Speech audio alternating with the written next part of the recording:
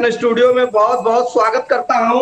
और सबसे पहले मैं ये बताना चाहता हूं कि सारे लोगों का परिचय मैं बता दूं तो मेरे साथ जुड़े हुए हैं भारतीय संघर्ष समाज पार्टी के राष्ट्रीय अध्यक्ष नहीं नहीं मान मदन मान समाज मदन पार्टी राजभर मान मदन समाज राजभर पार्टी जी बोलिए हैं। ना।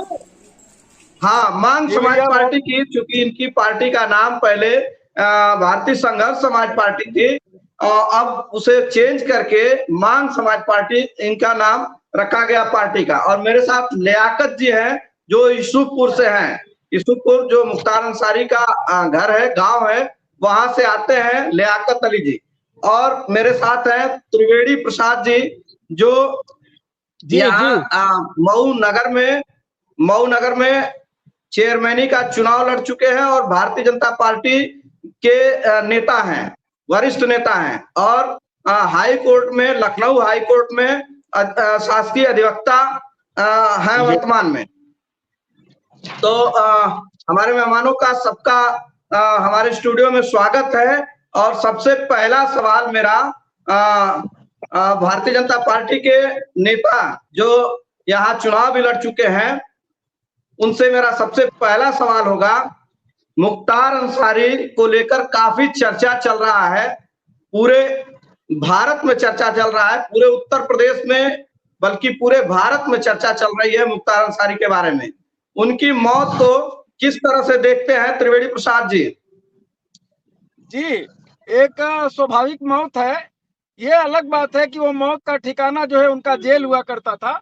यह स्वाभाविक मौत है और जरूर चर्चा में है यह मौत, कई कारणों से ज्यादा हैं। और भाई एक दिन तो सबको मरना है, ये तो तय है, मृत्यु सत्य है। लेकिन इसका जो राजनीतिकरण हो रहा है, थोड़ी सी हमारे जैसे लोगों को इससे शिकायत है, और कोई बात नहीं। राजनीतिकरण से क्या क्या आप राजनीतिकरण का मतलब क्या समझते हैं? इस समय समाजवादी पार्टी के सुप्रीमो उनके घर पे गए थे, क्या आपका आपका कहना समाजवादी पार्टी की तरफ इशारा है? बिल्कुल बिल्कुल, समाजवादी पार्टी की तरफ नहीं, हर पार्टी की तरफ इशारा है। जो पार्टी गुंडों के पैसे से चलती थी, वो हर पार्टी की तरफ मेरा इशारा है। और उसमें सपा है तो सपा तो वैसे ही हर व्यक्ति जानता है, इस देश का, उत्तर प्रदेश का हर व्यक्ति जानता है कि समाजवादी पार्टी गुंडों से ही संरक्षित पार्टी है। जितने अपराधी थे, अपराधी प्रवृत्ति के लोगों थे, उन्होंने राजनीति के शरण में आने के लिए समाजवादी पार्टी का ही निर्माण किया था। और समाजवादी पार्टी का संदेश तो लगातार गुंडागर्दी का है ही। यह जरूर है कि नाम समाजवाद है। जी जी, लियाकत जी, आप मुख्तार अंसारी की मौत को किस तरह देखते हैं? और भारतीय जनता पार्टी के नेता त्रिवेणी जी बता रहे हैं कि समाजवादी पार्टी गुंडों की पार्टी है और उनकी मौत को राजनीतिकरण का रूप दिया जा रहा है। लियाकत जी। भाई ये तो एक दुखद घटना है और हम अखिलेश जी से 2-3-4 सवाल करना चाहते हैं। जी जी अखिलेश जी से 3-4 सवाल करना चाहते हैं कि 40 लोकसभा सीट है, मतलब अभी तक सूची जारी किए हैं जिसमें 3 मुस्लिम को ही उठाया है, सिर्फ 3 सीट दिए हैं। और जबकि दूसरा सवाल ये है कि अखिलेश जी खुद जो है चुनाव लड़ रहे हैं, शिवपाल जी लड़ रहे हैं, धर्मेंद्र जी लड़ रहे हैं और डिम्पल जी लड़ रहे हैं और उनके मतलब सारे कुनबे लड़ रहे हैं, परिवारवाद लड़ रहे हैं। और 20% हम मुस्लिम होकर आखिर क्यों मतलब इतना हम लोग के साथ जो विश्वासघात हो रहा है? क्या लग रहा है, क्या लग रहा है कि मुस्लिम वोटों का ध्रुवीकरण करने के लिए अखिलेश जी मुख्तार अंसारी के घर पे गए? एकदम, इसमें दो राय नहीं है। अगर सातवान देना होता, अगर सातवान देने आए थे तो कब्रिस्तान पर वो गए नहीं, सिर्फ घर पे गए और घर उसी रास्ते से आए भी और चले भी गए। हेलीकॉप्टर से उतरे घर पे नहीं इंतकाल गए? थे और घर पर गए और घर के बाद फिर जो है वो हेलीकॉप्टर से ही फिर वापस हो गए। जबकि अगर सातवाना देने आए थे तो उनके कब्र पे जाना चाहिए था। ये सिर्फ मुस्लिम वोटों की राजनीति करते हैं सपा के लोग। क्या लग रहा है, मुस्लिम वोट जाएगा समाजवादी की तरफ, समाजवादी पार्टी नहीं की नहीं तरफ? नहीं नहीं, जैसे जैसे सपा पार्टी जो है सीएम अखिलेश यादव 2013 में बने थे, जिसमें मुस्लिम वोटों की वजह से बने थे सीएम पद पे। और जो है कि उनके में जो है हम अभी उसमें गूगल पे भी चेक किए तो 500 दंगे करवाए हैं, 500 दंगे हुए हैं, किसने छोटे बड़े। करवाया है 500 दंगे? 500 दंगे मतलब यूट्यूब पे हमने, अरे उस पे गूगल पे चेक किए कि सपा सरकार में जो है कि कितने दंगे हुए हैं, तो देखे 469 के आसपास छोटे दंगे और 9 बड़े दंगे हुए थे सपा सरकार में। और सपा सरकार आखिर किस मतलब हैसियत मतलब किस बेस पे जो है लोकसभा चुनाव लड़ना चाहता है कि पूरी देश में जो है पूरी देश में जो है एक अराजकता का माहौल मतलब पैदा कर दिया है। तो इसको दोषी मानते हैं सपा सरकार को, अराजकता का माहौल क्रिएट करने के हाँ लिए हाँ दोषी हाँ, इसको मानते हैं? वहाँ एकदम एकदम, मैं नहीं, गूगल कर रहा है, गूगल पे चेक करिए, आप भी चेक कर सकते हैं जी, आप भी चेक कर सकते हैं। तो क्या आपको लग रहा है कि सरकार में हमें ये दंगे कम हुए हैं, इसलिए आपको क्या क्या कहना चाहते हैं, क्या इशारा करना हम चाहते हैं? हम मेरे इशारा यही है कि भाई देखिए, योगी सरकार में जो है कि दंगे मतलब न के बराबर है, और सब लोग जो है अभी हमारे यहाँ अभी जो है यहाँ पे माननीय विधायक जी के मतलब मिट्टी आया था यूसुफपुर मोहम्मदाबाद में, और प्रशासन इतना चाक चौबंद था कि मतलब उसमें कोई मतलब कोई तकलीफ की बात नहीं हुई है। सरकार एकदम हर तरीके से सख्त है।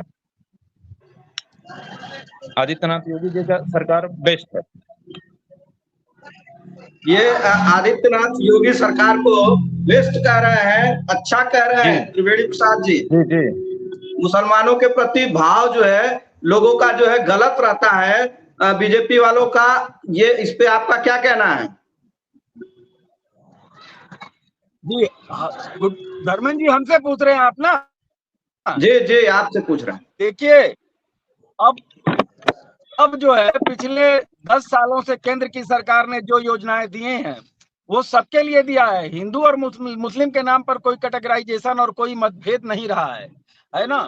और अब मुसलमानों के अंदर जो बैठा हुआ था, पूर्व सरकारों ने जो अविश्वास का बीज बोया था और अपनी सत्ता को बचाने के लिए और सरकार पर बार बार कब्जा करने के लिए जो कांग्रेसियों ने लगातार एक प्रचार चलाया था, एक अभियान चलाया था कि भारतीय जनता पार्टी सांप्रदायिक पार्टी है, मुस्लिम विरोधी पार्टी है। 10 वर्षों के मोदी जी की सरकार ने परिणाम बताया है।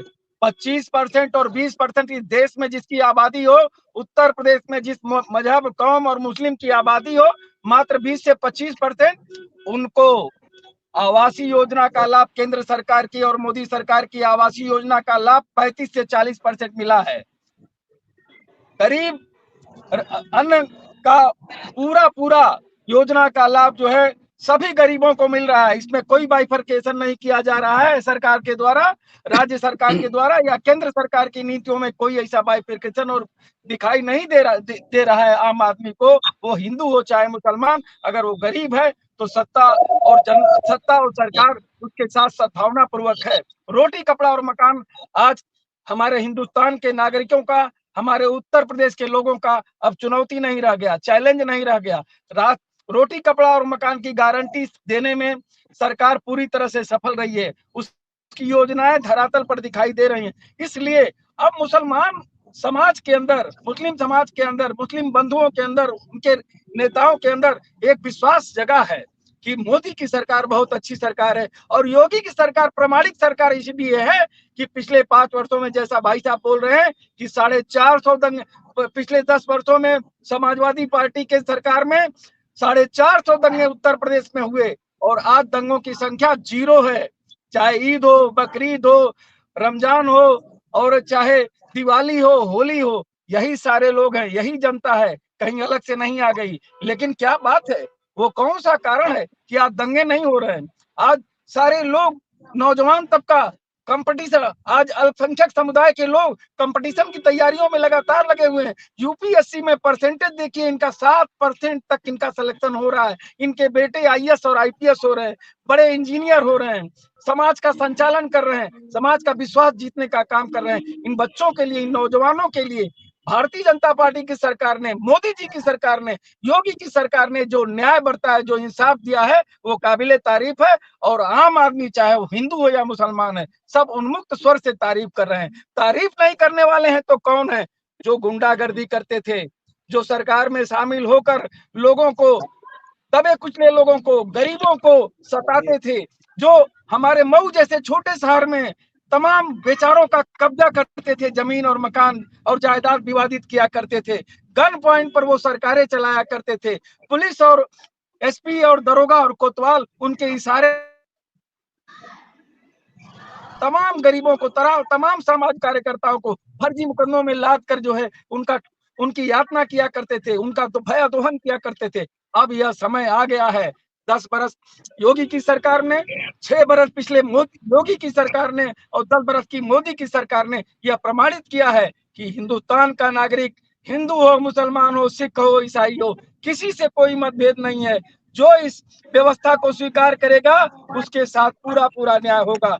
जो इस व्यवस्था को चुनौती देगा, संवैधानिक व्यवस्था को चुनौती देगा, जात के नाम पर, धर्म के नाम पर भयादोहन करेगा, उसको चैन से नहीं रहने दिया जाएगा। यह साबित हुआ है और इन सरकारों ने जो अपना परिणाम दिखाया है, जनता उसको मुक्त गले से उसकी सराहना कर रही है। धर्मेंद्र भारद्वाज जी, बहुत अच्छा आपने प्रश्न किया है और मैं समझता हूं मेरे जवाब से आप सब लोग संतुष्ट हैं। यह जरूर है, जो पूर्वांचल विशेष तौर से माफियाओं से घिरा हुआ था, 24 घंटे माफियाओं का जो डर था, जो एक कारोबार का बिल्कुल माहौल नहीं था, जो गुंडा टैक्स हर शहर में, हर कस्बे में वसूला जाता था, इस सब पर लगाम लगा है। पूरा पूर्वांचल कभी हरिशंकर तिवारी के हवाले था, कभी मुख्तार अंसारी और अतीक अहमद के हवाले था, कभी ब्रजेश सिंह के हवाले था। सबका जवाब मिला है, योगी सरकार ने दिया है। बार बार आप कह रहे हैं कि माफियाओं से मुक्त है, माफियाओं से, तो लोगों का ये भी मानना है कि माफिया बहुत सारे हैं, ब्रजेश सिंह भी हैं, अभय सिंह है, धनंजय सिंह है, तमाम माफिया है, इन पे क्यों नहीं कार्रवाई होती है? कार्रवाई कानून कर रहा है, कानून अपना काम कर रहा है धर्मेंद्र जी, और कार्रवाई अभी कानून कर रहा है, अदालत कर रही है, अदालतों के द्वारा जो होना चाहिए वो हो रहा है। लेकिन अब इस माफिया चाहे कोई हो और किसी भी रूप में हो, अगर वह सड़क पर माफियागिरी करने का थोड़ा भी जुर्रत करने का काम किया, थोड़ा भी हिम्मत और हिमाकत करने का काम किया, तो उसका दरवाजा खुला है ईश्वर के लिए, सबको मालूम है। योगी जी ने ये संदेश दे दिया है और सबको मालूम है। आप ब्रिजेश जी की बात कर रहे हैं, मैं कहता हूं और सारे लोग हैं, आपको कुंटू नहीं दिखाई दे रहे हैं क्या? आपको वह अनुज धोबी जो जिससे पूरा मऊ जिला परेशान था, नहीं दिखाई दे रहे थे क्या? आपको और तमाम छोटे छोटे अपराधी नहीं, लेकिन वो कहाँ गए? वो न्यायालय के शरण में है या तो वो जेल में है, और अब कोई नई घटना उनके द्वारा नहीं हो रही है। और जिन लोगों ने नई घटना करने का, नया अपराध करने का जुर्रत भी किया है, उनके रात की नींद गायब हो चुकी है। और जिसने कर दिया अपराध, जिसने हत्या डकैती किया है, उसका वारंट सीधे सीधे ईश्वर के पास भेज दिया गया है और वो सारे लोग मारे जा रहे हैं। और कहीं शासन और प्रशासन इसमें कहीं इन्वॉल्व नहीं है। उनकी शक्ति के कारण उनको हार्ट अटैक हो जा रहा है, वो बीमार पड़ जा रहे हैं, वो डिप्रेशन के शिकार हो जा रहे हैं। ये जरूर है कि सुनिए मेरी बात सुनिए, जब ये गुंडों को हम संरक्षण देने लगते हैं ना, हिंदू के नाम पर, मुसलमान के नाम पर, अगड़े के नाम पर, पिछड़े के नाम पर, तो वो अपने राजनीति में सफल होते हैं। उनका किसी से कोई लेना देना नहीं है, वो 100% कारोबारी है। जी मदन जी आपसे सवाल वही जो सवाल मैंने सारे लोगों से किया है, किस तरह से देखते हैं मुख्तार अंसारी की मौत को, किस तरह से देखते हैं, आप बताएं अपना नजरिया। आप सबका प्रणाम। मेरा परिचय है मदन राजभर मांग समाज पार्टी के राष्ट्रीय अध्यक्ष। बहुत बहुत प्रणाम। दुखद घटना तो है, अब चाहे जो भी हो, प्राकृतिक का स्वभाव है परिवर्तन होना, अब उस पर हमारा कोई कमेंट नहीं है। और मुख्तार आगे अंसारी को जो किस तरह त्रिवेणी भाई देखते हैं? मुख्तार अंसारी को मसीहा, आप मसीहा मानते हैं या मुख्तार अंसारी को राजनीतिज्ञ मानते हैं या माफिया मानते हैं? इन तीनों में से क्या मानते हैं? नेता मानते हैं उनको, मसीहा मानते हैं या माफिया मानते हैं?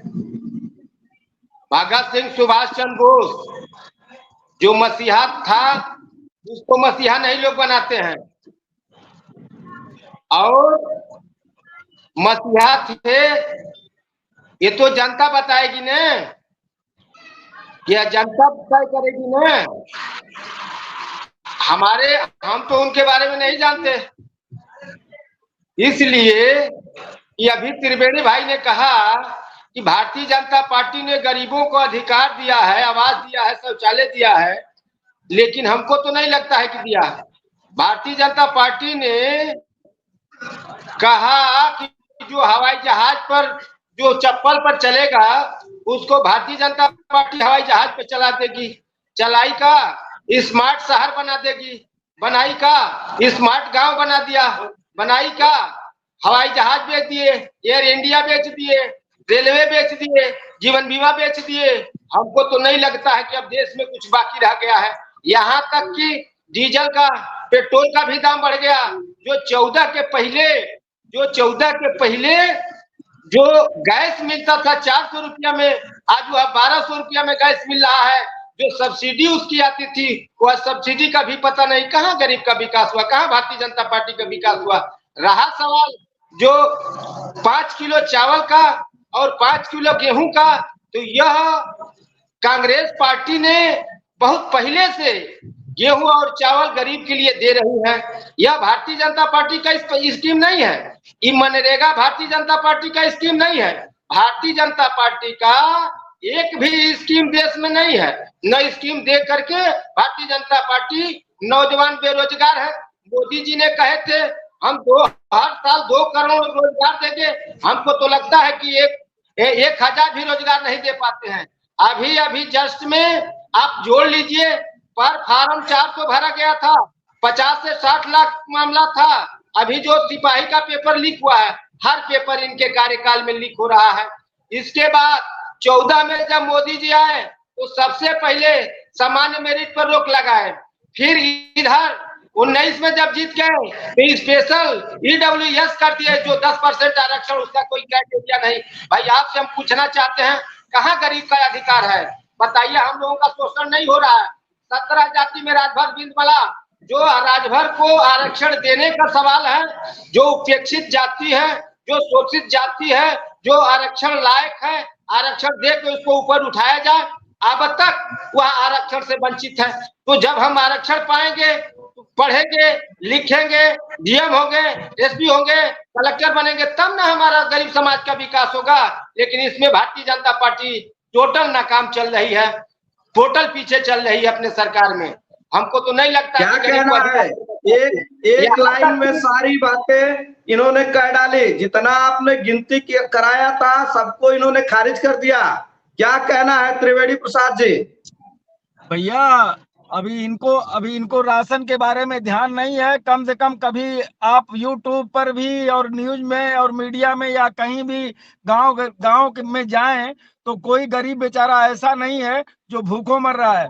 उसके रोजगार की गारंटी सरकार ने दी है। उसके प्रशिक्षण, रोजगार के लिए बेहतर रोजगार कैसे होगा, उसका प्रशिक्षण कैसे दिया जाए, यह सरकार काम की है। और दूसरी बात यह है कि जिसको राजनीति करना है उसको रोजगार दिखाई नहीं देगा। मैं सीधे अपने मऊ पर आता हूँ। मऊ में आप भदेसरा से देकर, रामपुर चकिया से देकर, ताजेपुर प्रधान से देकर आप सलाहाबाद मोड़ तक देखिए, आप खीरीबाग, रघुनाथपुरा, पहाड़पुरा, आप महमूदपुरा जाकर देखिए। जो गरीब थे वो हिंदू थे या मुसलमान थे यह विषय नहीं था, जो गरीब थे, जिनके पास रहने के लिए छत और आवास नहीं थे, 50 बरस इसके पीछे की सरकारों ने 60 बरस तक राजनीति किया है और राज किया है कांग्रेस की सरकार ने। समाजवादी पार्टी की सरकार ने 10 बरस तक राज किया है, लेकिन किसी को गरीब की चिंता नहीं थी। गरीब के लिए भाषण था, गरीब के लिए कार्यक्रम नहीं था। गरीब के लिए अगर कहीं कहीं कोई कार्यक्रम आया है, राजभर जी मेरी बात सुनिए, धैर्य रखिए और मेरी बात सुनिए। गरीब के लिए कहीं कोई कार्यक्रम आया है और कार्यक्रम का क्रियान्वयन हुआ है, आप अपने आंख पर से लगी हुई राजनीति की पट्टी हटाइए, राजनीति का चश्मा हटाइए, आपको दिखाई देगा कि हर गरीब को छत मिला है। गारंटी सरकार दे रही थी, गारंटी का क्रियान्वयन भी इसी सरकार ने किया है। अब आपको नहीं दिख रहा तो उसके राजनीतिक कारण जरूर हो सकते हैं। और राजनीति अगर हम ही करने आते हैं कि सत्ता को हम ब्लैकमेल करेंगे, तो पहली भारतीय जनता पार्टी की सरकार है, पहली योगी जी और मोदी जी की सरकार है जिसको आप ब्लैकमेल नहीं कर पाएंगे। आप सलाह दीजिए, आप सुझाव दीजिए, आपके क्षेत्र में काम नहीं हो रहा है, आपके काम पर अच्छा होगा, सरकार करेगी, लेकिन और राजनीतिक जिम्मेदारी निभाइए राजभर जी, सामाजिक जिम्मेदारी का निर्वाह करिए। त्रिवेणी भाई एक सवाल का उत्तर दे दीजिए। 14 के पहले सामान्य मेरिट पर जो मोदी जी ने हम लोग रो रहे हैं, हम लोग बात मुख्तार अंसारी पे कर रहे थे। मदन जी आपको मैं रोकूंगा। बात मुख्तार अंसारी पे हो रही थी और माफिया राज पे हो रहा था। माफिया राज किस प्रकार से, त्रिवेणी जी आपको मैं क्षमा चाहता हूं, हर्ट ना हो, आपके बच्चे की हत्या हुई थी इसी मऊ जनपद में, इसी मऊ जनपद में आपके बच्चे की हत्या हुई थी। और किस प्रकार माफिया राज था, इसको किस तरह से देखते हैं? भाई आपके प्रश्न के पहले एक ये भी जोड़ लीजिए कि त्रिवेणी प्रसाद बलात्कारी भी थे, सामूहिक बलात्कार के मुलजिम बनाए गए थे, 19 साल तक संघर्ष झेला है। और ये माफिया विधायक जिसको सत्ता का संरक्षण प्राप्त था, आज हम लोगों के बीच में नहीं है, उसके कारण ये हुआ था। और ये माफियाओं ने अपने तरह से उस समय डीएमएसपी को चलाया, शासन और प्रशासन को चलाया। पहली बार ऐसा हो रहा है कि माफिया जेल में है, पहली बार ऐसा हो रहा है कि उनको न्यायालय सजा दे रही है, नहीं तो न्यायालय में भी इनकी दहशतगर्दी काम करती थी और ये बाइज्जत बरी हुआ करते थे। अब न्याय की शरण में है और पहली बार ऐसा हुआ, संदेश मिला। और मुख्तार अंसारी जब वो लगातार कानून के जद में फंसने लगा, कानून के आगे कमजोर पड़ा, तो डिप्रेशन में चला गया। और एक दिन ऐसा सुनने को मिला कि पिछले दिनों वो सिर्फ हार्ट अटैक हो गया और मर गया, क्योंकि अब उसके लिए जेल का घर के पास आप रहते हैं, किस तरह से देखते हैं? त्रिवेणी जी के बच्चे की हत्या हुई थी जिसमें मुख्तार अंसारी का भी नाम आया था। जी, उस घटना के बारे में जानकारी नहीं है मुझे। असल बात हम लोग बिजनेसमैन है ना, तो उतना नहीं मतलब जानकारी है। तो इसको किस तरह से देखते हैं? अरे ये सब हम बताते हैं, ये सब अपराधी हैं। और मऊ जिले पर, आजमगढ़ कमिश्नरी पर अपराधियों का एक वर्चस्व था, जिसको चाहते थे मरवाते थे।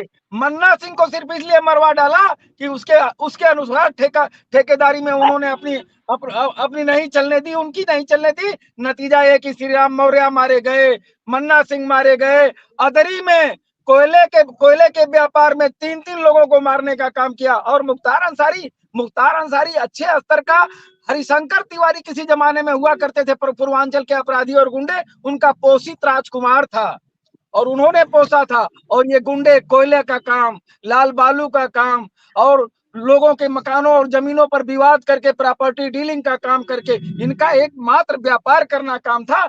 आज के तारीख में मुख्तार अंसारी आज धरती पर नहीं है, लेकिन जनता को न्याय मिला है।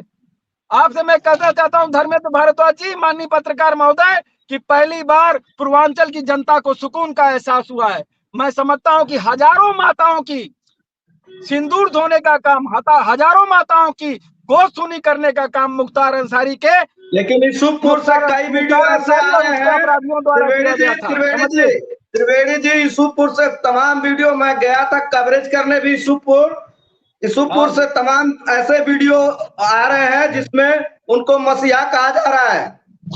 वो सब भ्रम के शिकार हैं, वो सब भ्रम के शिकार हैं। और गुंडा ये अपराधी जो था ना, हजारों करोड़ का जो इसका व्यापार था, यूसुफपुर के लोगों को अपने पैसे से वो पालता था, उस इलाके के लोगों को। और जो उसके साथ उसकी रोटी खाते थे, जो उसके कहीं ना कहीं माफियागिरी में उनका ताल्लुकात था, सीधा या लुका छिपा संबंध था, वो सारे लोगों की एक भीड़ थी, एक जमात थी, और उन लोगों ने वहां पर आंसू बहाया है। अंदर से उनसे पूछेंगे, परिवार में पूछेंगे, अकेले में पूछेंगे, तो कहेंगे भैया ईश्वर ने न्याय किया है। कम से कम मुख्तार अंसारी बहुतेरों को मरवाया था, किसी के साथ डिबेट करना जानता ही नहीं था, उसके पास हर समस्या का समाधान सिर्फ हत्या करने में था, गोली चलाने में था। आप जिसको देख रहे हैं, जो भीड़ है ना, जो हजारों की भीड़ उसके पीछे लग रही है, उसके जनाजे में शामिल हुई है, ऐसा नहीं है। उसी भीड़ का हर आदमी अगर अकेले आप पूछेंगे तो कहता कि नहीं, पहली बार और बहुत जल्दी न्याय किया। ईश्वर का न्याय, ईश्वर के न्याय में देर है अंधेर नहीं है, और ईश्वर ने न्याय किया है, और ईश्वर का न्याय यही है। लोगों का मानना है कि मसीहा नहीं होते तो उनके जनाजे में इतनी भीड़ नहीं होती। सब डरे हुए लोग थे, लोगों का मानना नहीं है, आप कह रहे हैं, आप कह रहे हैं कि लोगों का मानना हुआ। क्या समझते हैं पूरे उत्तर प्रदेश में सिर्फ यूसुफपुर में ही आबादी रहती है क्या? सिर्फ 50,000 की आबादी है क्या? कि सिर्फ 20,000 की आबादी है क्या? ये गुंडे हैं, और इनके आतंक में ये जो नए नौजवान लड़के, जो 2 लड़के मुख्तार अंसारी के अब नए चल रहे हैं ना, मैं भगवान से, ईश्वर से प्रार्थना करता हूं कि कम से कम इनको भगवान सद्बुद्धि दे, क्योंकि हरामखोरी का इनके यहाँ खून है, इनका खून चल रहा है हरामखोरी का, इनके अंदर जो है अपराध का पैसा, और उसी को खाए हैं, तो वही उसी तरह की भाषा उनकी है। लेकिन मैं तो आपके इस डिबेट के माध्यम से ईश्वर से भी प्रार्थना करूंगा, और योगी जी से भी कहूंगा कि ये बच्चे हैं, नादानी है, और नादानी में कुछ बोल रहे हैं। बड़ा बेटा इनका मुख्तार अंसारी का जब पहली बार गया था मऊ कलेक्ट्रेट में अपना उम्मीदवारी, एमएलए की उम्मीदवारी के लिए पर्चा भरने, तो कार से उतरते ही उसका सबसे बड़ा डायलॉग क्या था? छोटा बम बड़ा धमाका। जिस लड़के का मन अभी छोटा बम बड़ा धमाका है, वो किस तरह के लोकतंत्र की रचना करेगा, वो किस तरह के संविधान की वितरण करेगा, वो किस तरह के न्याय का पालन करेगा। लेकिन योगी जी की सरकार है, सबका बेटा योगी जी का बेटा है, सबका परिवार मोदी जी का परिवार है, किसी के साथ कोई अन्याय नहीं होने पाएगा। और मैं तो आग्रह करूंगा इसी डिबेट के माध्यम से कि एक बार योगी जी इनको बच्चा समझकर, मुख्तार अंसारी ने अपराध किया है ना, बच्चों का क्या अपराध है? बच्चों का यही अपराध है कि गुंडे का बेटा था, इसलिए उसको गुंडा ना जाने। गुंडे के बेटे भी अच्छे हो सकते हैं, शासन को, प्रशासन को अवसर देना चाहिए। वह बेटा, वो जो अंसारी का बेटा है, वो गुंडे का बेटा नहीं है, उसको ऐसा संस्कार मिला है, इनका संस्कार कहना से है बाहर कि आवे बच्चों और को कल अवसर अपराध मिलना करना बंद चाहिए। करके कहाँ तक समाज इनकी की सेवा बात सही करने में है? लगे, समाज बच्चों को को स्वीकार अवसर करेगा। मिलना चाहिए। बच्चों की क्या गलती है? बच्चे तो सिर्फ बाप के नाम के वजह से इनको बदनाम किया जा रहा है। क्या कहना है नहीं लियाकत जी? नहीं, हमारी भाई बात पूरी देखिए, सुनिए। गलती है, लेकिन भाई गलती कहाँ से देखिए, है? बाप के कारण बेटे की गलती है। बेटा, कोई भी बेटा देखिए जो पैदा होता है ना, वो बेटा ही होता है। किसी का भी, एक कुत्ते का, एक गैया लियाकत का जी भी बच्चा बताएं। जो होता है वो। हाँ, सर, लियाकत सर जी, एक बात हम जरूर कहेंगे कि 5 बार से अगर कोई विधायक है और 7 बार जो है, 7 बार में जो है 2 बार 3 बार सांसद रहा हो, और 5 बार जो विधायक रहा हो, और जो है अब्बास अंसारी भी जो है मतलब विधायक हैं, मन्नू भी अगर विधायक हैं, तो कहीं ना कहीं मतलब मोहम्मदाबाद या गाजीपुर की जनता जो है उनको जरूर चुन रही है, और एक और जबरदस्ती से कोई किसी का वोट नहीं ले सकता है। ये चीज हम कहेंगे जी। और धर्मेंद्र जी, रही इनके सवाल सवालों के जवाब बताएं रही में कि ये सवाल जो कई जवाब है, बार विधायक ये हैं। ये अपना एक पक्ष नहीं जी बता रहे हैं कि उसके पैसे का प्रभाव था। अपराध से जो पैसा वो हासिल करता था, सत्ता में अपनी ताकत बनाने के लिए, सत्ता का संरक्षण पाने के लिए, जनता में उन लूटे और डकैती के, हत्या से प्राप्त पैसों का इस्तेमाल करता था। तमाम गरीब ऐसे हैं जिनको 365 दिन आजीविका नहीं मिलती थी, वो इसको अवसर मानते थे, और इसके पैसे के कारण जो है ये वोट पाता था। लेकिन अब वो स्थिति नहीं रह गई, क्योंकि सरकार ने गारंटी दी है सबके रोटी, कपड़ा और मकान की व्यवस्था करने की, और वो चल रहा है। और ये गुंडा है भाई, कहीं से नेता नहीं है, और कभी गुंडा माना नहीं है किसी। त्रिवेणी जी, मैं रोकूंगा, मैं रोकूंगा। खुद अफजाल अंसारी ने बताया, अपनी अपनी पृष्ठभूमि बताया। दादा, उनके नाना ब्रिगेडियर हुआ करते थे, उनके दादा स्वतंत्रता सेनानी हुआ करते थे, उनके परिवार में तमाम इस भारत के आजादी के लिए लड़ाई लड़े लोग लड़ाई लड़े। इस पे क्या है कहना आपका? देखिए, दादा थे, दादा, कभी कभी आपने सुना होगा कि बहुत अच्छे पिता का भी बेटा जो है कलंक का कारण बनता है। उसका ऐसा परिवार था, इसमें हम कहीं कुछ नहीं कहने वाले हैं, बिल्कुल एक अच्छे परिवार में था। एक अच्छे परिवार में अगर हमारे जैसा आदमी होता तो मैं समझता हूँ कि पूरे क्षेत्र का बड़ा नाम करता, वो अपराधी नहीं होता। एक इतने अच्छे परिवार में वह मुख्तार अंसारी नाम का एक कलंक था, या उनका पाप था, पाप के कारण वो पूरा उनका परिवार कलंकित हुआ। और अफजाल अंसारी अच्छी तरह से जानते हैं, दूसरे के बेटे मरते हैं तो आंसू क्यों नहीं बहाते यार? दूसरे के बेटों का दर्द क्यों नहीं होता है? क्या नहीं जानते हो कि मन्ना सिंह की हत्या किसने कराई थी? क्या नहीं मालूम है श्री राम मौर्य की हत्या किसने कराई? में क्या इनकी सोनी की हत्या कैसे स्कूल जाते हुए हुई थी? सब मालूम है। अफजाल अंसारी, आपकी ताकत नहीं है, मैं बहुत बात, अफजाल अंसारी का भी मैं सम्मान करता हूं एक राजनीतिक चेहरा होने के नाते, लेकिन उनके पीछे कहीं ना कहीं अपराध है। अगर मुख्तार अंसारी का अपराध नहीं होता तो अफजाल अंसारी विधानसभा नहीं जाते, सांसद होने की बात छोड़िए, लखनऊ नहीं जा पाते। इन लोगों ने इस्तेमाल किया है, कभी मुसलमान बनकर इस्तेमाल किया है और कभी अपराधी बनकर अपनी ताकत को दर्शाया है समाज में। और अब वह दौर गया, पहली बार वह दौर जा रहा है और आम आदमी अपने बेटे को स्कूल सुकून से भेज रहा है। आम आदमी अपने परिवार के साथ 12 बजे रात को कहीं शादी विवाह में जा रहा है तो लौट रहा है मुस्कुराते हुए, उसकी माँ और बहनें जो है सुरक्षित घर पर लौट पा रही हैं। यही समाजवादी की पार्टी की सरकार, यही मुख्तार अंसारी जैसे गुंडे और माफियाओं का क्षेत्र हुआ करता था। आज मऊ का कितना नुकसान हुआ है पिछले 25 वर्षों में, आपको भी मालूम होगा। पूर्वांचल का कितना नुकसान किया है इन माफियाओं ने, आप सबको मालूम है। कहीं कोई कारोबार नहीं आ पा रहा है, कहीं कोई व्यापार का माहौल नहीं बन पा रहा है, कहीं कोई मेडिकल कॉलेज और कहीं कोई इंजीनियरिंग कॉलेज नहीं है। तो क्यों नहीं है? समय का अभाव है, 5 मिनट और टाइम रह गया है, 5 मिनट और टाइम रह गया है। मदन जी आप कहना चाहते हैं कुछ? मदन जी जी जी बताएं। जी बोले मदन जी। भाई जो भी बात कहे हैं जी, हाँ बताएं। हेलो, त्रिवेणी बताएं बताएं। कह रहे हैं वो सब सही कह रहे हैं। इसलिए भारतीय जनता पार्टी में बहुत सारे अपराधी हैं जिसका नाम पटल पर नहीं आ रहा है, और जो भारतीय जनता पार्टी से अलग है वह अपराधी है, चाहे वो समाजवादी पार्टी हो या बहुजन समाज पार्टी हो या कांग्रेस हो। लेकिन जो पार्टी से उस पार्टी का कार्यकर्ता भारतीय जनता पार्टी में चला जाता है उस दिन भोला भाला शरीफ हो जाता है। यह चुनाव का डेट है, इसको चुनाव हम करते हैं, जनता करती है, जनता भेजती है। लेकिन कहीं न कहीं हम आपके बीच से इस तरह का समस्या है जिससे वह वोट ले लेते हैं लोग। लेकिन यह तो जनता को समझना चाहिए कि हम जो अपना जनप्रतिनिधि बनाएंगे वह कैसा बनाएंगे। अक्सर हम देख रहे हैं स्थिति ये मिल रही है कि भारतीय जनता पार्टी एक तरफ कहती है, मोदी जी ने कहा था कि जो जाति का बात करेगा, जो मजहब का नाम लेगा उसके ऊपर मुकदमा लिखा जाएगा।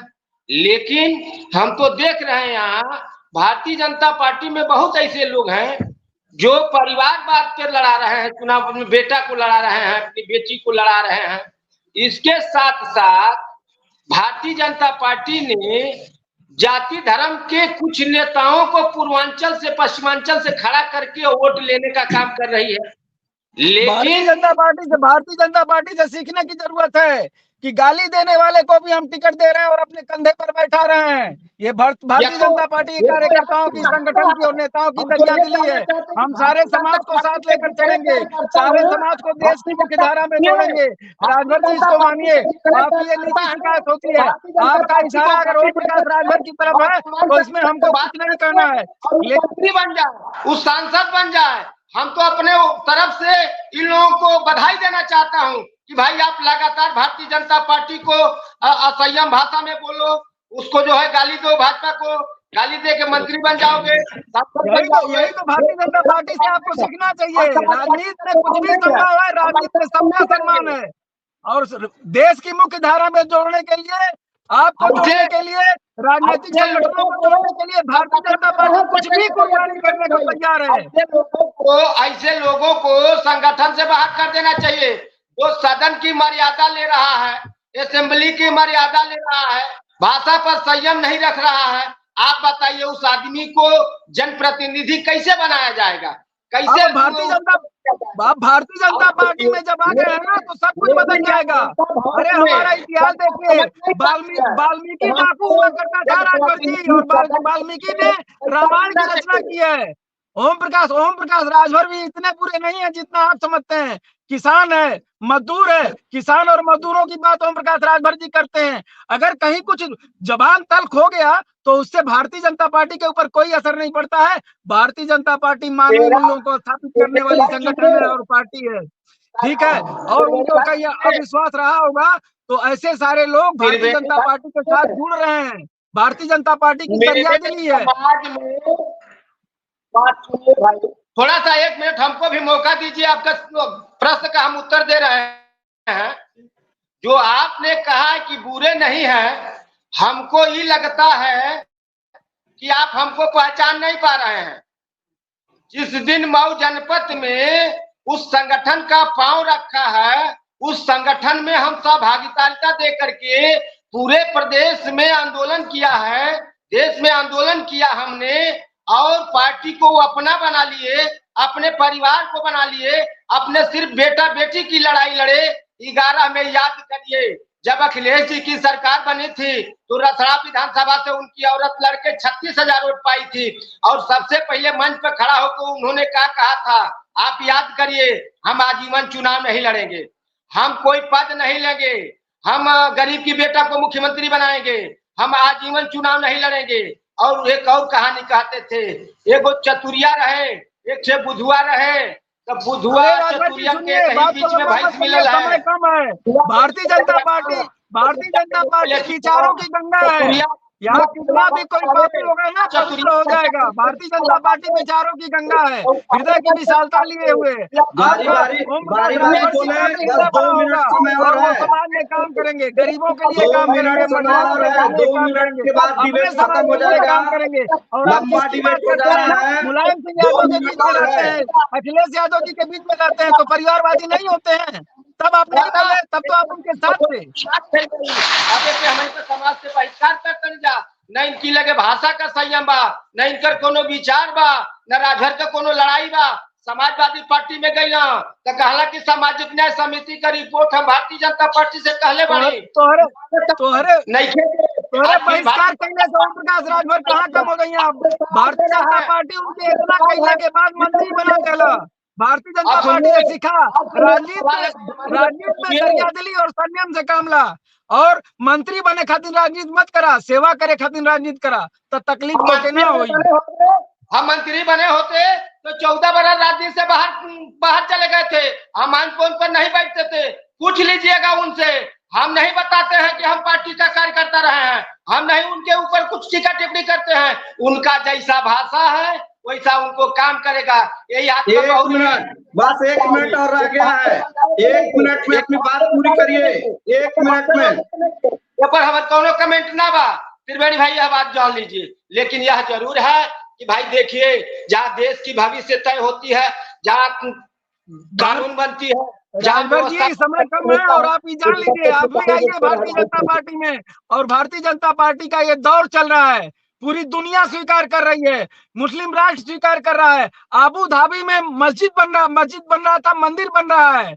ये भारतीय जनता पार्टी पूरी दुनिया में विश्व वैभव कटुम्बकम है। संपूर्ण मानवता ही हमारा घर है, संपूर्ण मानव ही हमारा घर है। ये भारतीय जनता पार्टी एक राजनीतिक संगठन है।